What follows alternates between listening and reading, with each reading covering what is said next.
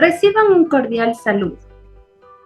En esta asignatura, Fundamentos y Estrategias Metodológicas de Aprendizaje Subnivel 1 de 0 a 3 años, se ha trabajado el módulo 1. El éxito es la suma de pequeños esfuerzos, repetidos día tras día. Esta frase la he colocado durante esta unidad 3 porque ya estamos finalizando. Hemos pasado 3 semanas y por lo tanto felicitarles ya que han llegado a esta tercera semana. Por lo tanto, vamos a trabajar lo siguiente. Y justamente es todo este esfuerzo que ustedes han realizado. Indicarles que es la última semana, así que sigamos con más esfuerzo y llegaremos a este éxito. La semana 1 trabajamos la unidad 1, Introducción a los Fundamentos de Estrategias Metodológicas. En la semana 2 trabajamos la unidad 2, enfocada en la planificación. Y la semana 3 trabajamos la unidad. Esta semana vamos a trabajar la unidad 3, titulada Actividades complementarias para fortalecer la didáctica de la educación inicial. En esta semana vamos a ver los siguientes subtemas. Acciones del docente a estimular el aprendizaje cálido y eficaz en el infante. 3.1 Manejo de grupos numerosos. 3.2 Disciplina asertiva. Y 3.3 Estimulación del razonamiento. En este tema, acciones del docente encaminadas a estimular el aprendizaje cálido y eficaz en el infante, el docente puede fomentar un aprendizaje cálido y eficaz mediante acciones como crear un ambiente acogedor y seguro en el aula, estimular la curiosidad y la exploración mediante actividades y materiales apropiados para su desarrollo, brindando oportunidades de juego libre y dirigido. El docente debe estar atento a las necesidades individuales de cada niño, ofreciendo apoyo y orientación según su ritmo y estilo de aprendizaje. En educación inicial, sobre todo en el subnivel 1, los ambientes de aprendizaje son importantes. Veremos también el concepto de lo que es un ambiente de aprendizaje, pero también haremos énfasis en lo que son los rincones. Es importante recordar que la metodología que se trabaja en educación inicial es el juego-trabajo. Por lo tanto, está destinado para realizar diferentes ambientes mediante rincones, diferentes rincones. Por lo tanto, el docente encaminará actividades de acuerdo a cada rincón. Por ejemplo, si yo tengo el rincón de la lectura, el docente practicará actividades que involucren al niño al gusto por la lectura y también fomentará la lectura, ¿sí? La prelectura. Manejo de grupos numerosos, como 3.1. Implica estrategias para mantener el orden y la atención en el aula, como establecer normas claras y consistentes, utilizar técnicas de organización del espacio-tiempo y fomentar la participación de todos los infantes. Brindar apoyo individualizado cuando sea necesario, promover un clima de respeto, cooperación entre los miembros del grupo.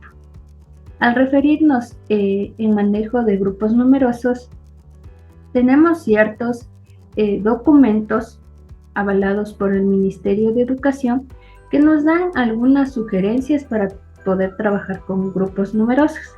Entre ellas está cómo el docente se dirige al grupo. Importante indicar que un docente, cuando está con un grupo, no puede estar gritando todo el tiempo. Tiene que su voz ser acorde para el grupo y para la edad, ¿sí? Porque muchas veces si empezamos a gritar, los niños se van a dispersar y no nos van a poner atención. También nos indica que cuando vemos este documento, estas sugerencias nos indican que cuando nosotros queramos indicarles a los niños alguna actividad, debemos hacerlo de manera grupal, por grupos. Si ustedes han tenido la oportunidad, las aulas dentro de lo que es la preparatoria y sobre todo en los centros de desarrollo infantil, las mesas son hexagonales. Por lo tanto, se trabaja a través de grupos y se explica la actividad, pero también se explica de manera grupal. También nos indica que para manejar a grupos numerosos es importante tener el apoyo de ayudantes, ¿sí? Pero sobre todo incentivar a las familias a que nos ayuden en ciertas semanas o ciertos días para que puedan conocer a todo el grupo. De esta manera también podemos controlar. Cuando un docente trabaja con todo el grupo, por ejemplo, durante actividades iniciales, se recomienda no hacer preguntas. Es otra sugerencia que nos dice este documento. No se recomienda hacer preguntas para que los niños eviten responder en coro. Para manejar grupos numerosos es importante que el docente, como les indicaba, evite gritar. Debe conversar siempre en tono de voz moderado. Otra manera de facilitar el manejo de grupos es conseguir ayudantes o auxiliares temporales. Lo que les indicaba, también que nos ayuden los padres de familia, pero también podemos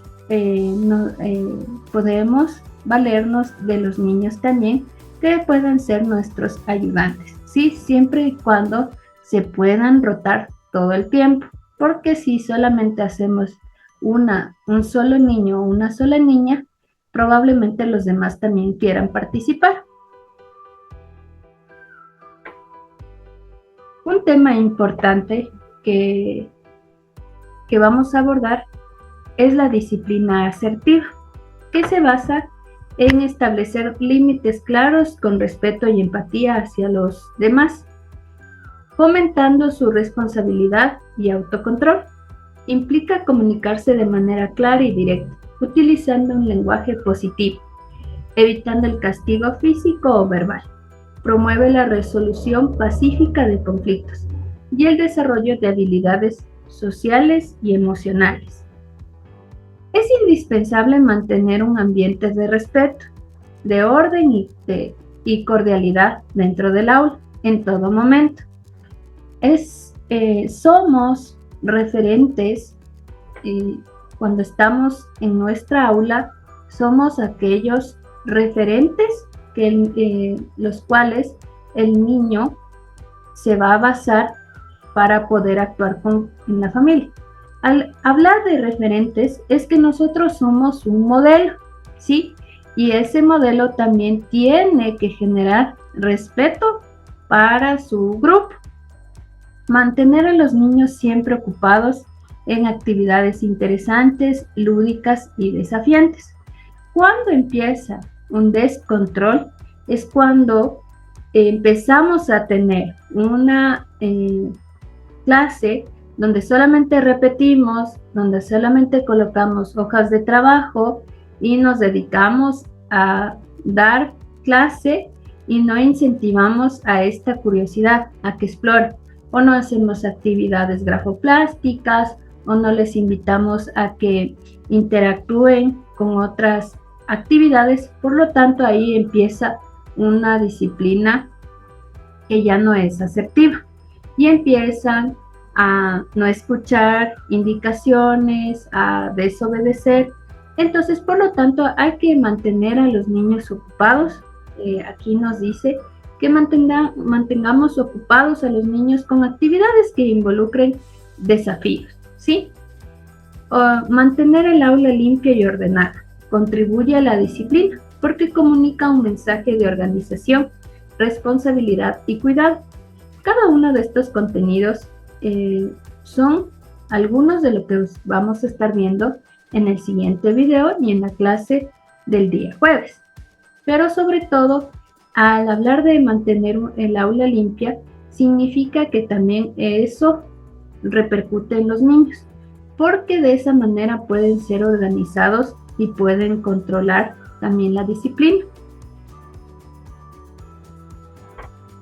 En el último tema, en el último subtema de esta unidad 3 que vamos a finalizar, estaremos viendo la estimulación del razonamiento. ¿Sí? ¿Cómo estimulamos, cómo proponemos nuevas actividades para que los niños puedan desarrollar su mente? Sobre todo es importante promover el pensamiento crítico, la resolución de problemas y la toma de decisiones, presentar desafíos cognitivos, la exploración y el descubrimiento, el planteamiento de preguntas abiertas que estimulen la reflexión y el debate, el uso de juegos, actividades que requieran el uso de la lógica, brindar oportunidades para la experimentación. Para estimular el razonamiento en educación inicial, sobre todo en el subnivel 1 de 0 a 3 años, se puede practicar actividades como experimentos, como aquí nos dice, brindar oportunidades para experimentar. Podemos hacer experimentos. Por ejemplo, ¿qué pasa cuando tengo un color y mezclo otro color, pero dentro del agua? ¿Sí? Hacer que los niños sientan texturas, probablemente en texturas como la tierra, como la arena, texturas que le ayuden al niño a experimentar, ¿sí? También podemos invitarles a los niños a que hagan, a que perciban olores, ¿sí?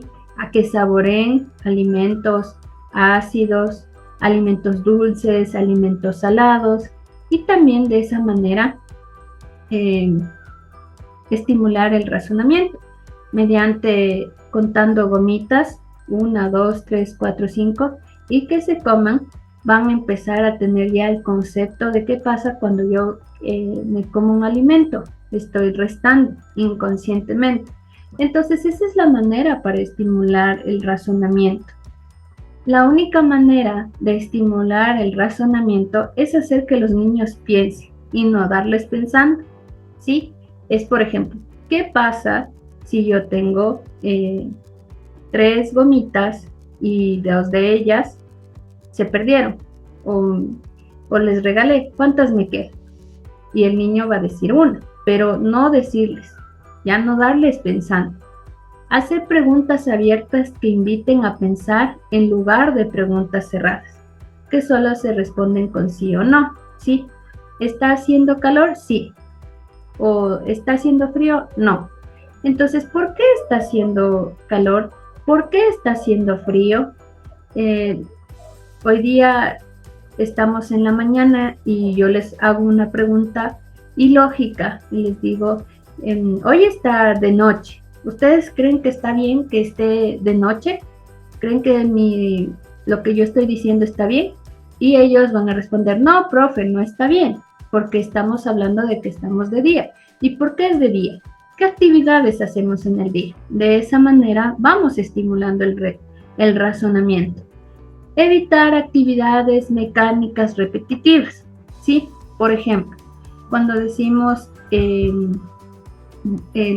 vamos a pintar, todo el tiempo estamos pintando, o también cuando se les dice a los niños vamos a salir y ya son situaciones muy mecánicas, vamos a salir al recreo y salimos al recreo todos los días, pero la idea es que no pongamos actividades repetitivas durante nuestra jornada de trabajo.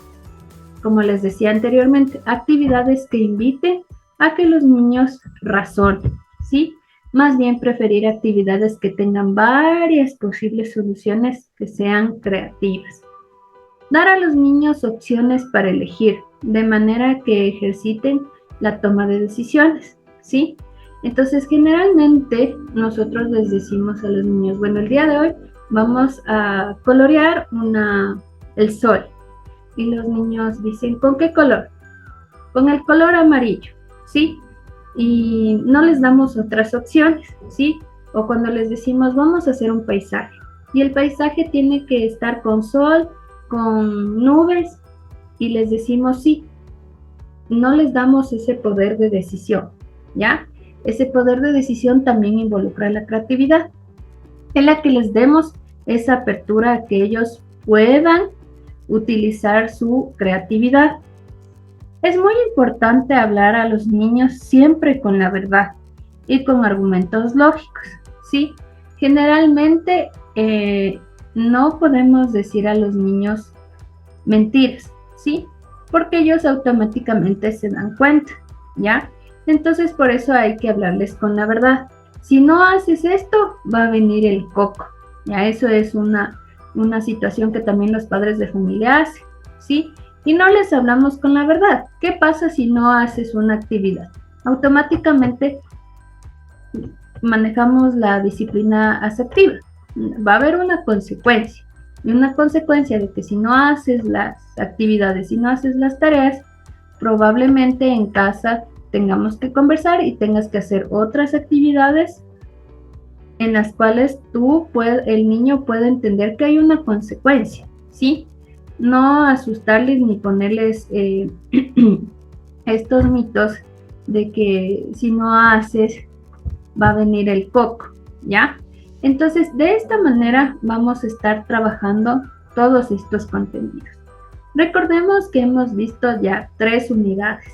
Y en la primera unidad trabajamos todo lo que era el desarrollo del niño, ¿sí? Cómo empezó de 0 a 3 años y nos hemos estado enfocando sobre todo esta asignatura en su nivel 1. También la anterior semana aprendimos ya a planificar. Sabemos que es una experiencia de aprendizaje, sabemos cuáles son los ejes de desarrollo, sabemos también los ámbitos que abarcan todo el subnivel 1. Hemos visto las destrezas y ustedes también tuvieron la oportunidad de hacer una planificación y un cuento en la unidad 1. En esta unidad 3 también tendremos una actividad interactiva en la cual ustedes puedan desarrollar todos estos aprendizajes que hemos visto durante la unidad 3. Indicarles que todos estos contenidos son importantes para su formación, sobre todo mencionarles que parte del subnivel 1 es la base fundamental para una educación. De 0 a 5 años son las bases primordiales para que los niños tengan también hábitos de lectura, hábitos de aprendizaje, que de una u otra manera es como la base, ¿sí? No es que porque hablamos de 0 a 3 años solamente estamos jugando, no. Hablamos de juego, pero en ese juego hay un importante aprendizaje, ¿sí? No solamente los niños juegan por jugar. Ahí, en el momento que nosotros siempre tenemos una actividad intencionada, siempre vamos a estar desarrollando las 5 áreas, la manera de lo que les hablaba, el desarrollo integral, la parte cognitiva, la parte afectiva, lo social, ¿sí? La parte lógica, también la parte de lo que es el lenguaje, ¿sí? Todas estas 5 áreas que les he indicado, la parte motora, la lógica y la cognitiva van juntas. Entonces, eso es que siempre cuando proponemos una actividad lúdica, siempre va a estar enfocada al aprendizaje. Así que hablamos de 0 a 5 años, que son las edades más importantes, y siempre vamos a interiorizar, los niños siempre van a interiorizar cuando se propone una actividad intencional, una actividad en la que ellos aprenden. Les invito a que ustedes en sus clases siempre traten de ser creativas y proponer algo nuevo. Eviten siempre la hoja de papel, que a veces solamente limita a colorear y a colorear. Y la idea es que los niños estimulen el razonamiento, ¿sí? Y sobre todo que también sean autónomos, que no esperen que todos los contenidos les digamos qué hacer, sino ustedes tienen que invitarles a que ellos piensen, a que ellos razonen, ¿sí? Eso es todo lo que les puedo decir durante esta unidad 3. Así que nos estaremos viendo pronto. Una excelente semana.